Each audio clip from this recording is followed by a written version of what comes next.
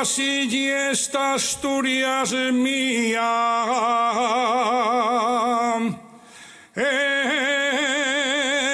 esta Asturias aldeana, que con el yombo doblado sobre la tierra trabaja.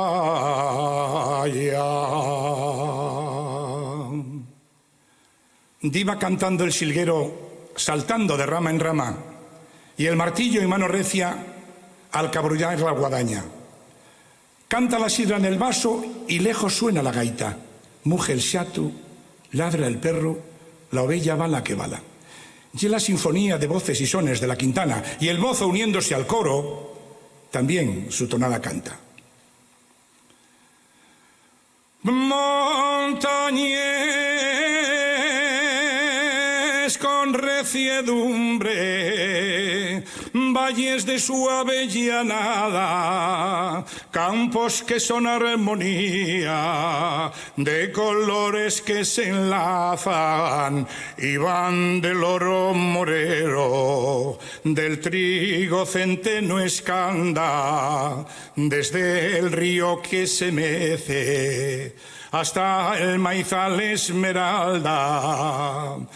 Torrenteres, altarines, fuentes con bud y plegaria, aromas de campos verdes y olores a pomarada. Así y esta Asturias mía, esta Asturias aldeana, que con el yombo doblado sobre la tierra trabaja.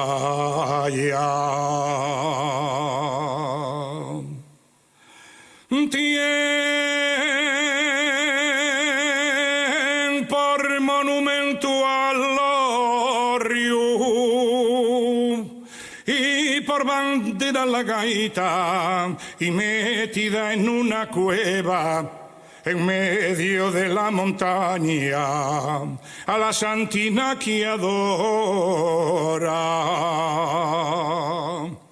porque así lo manda la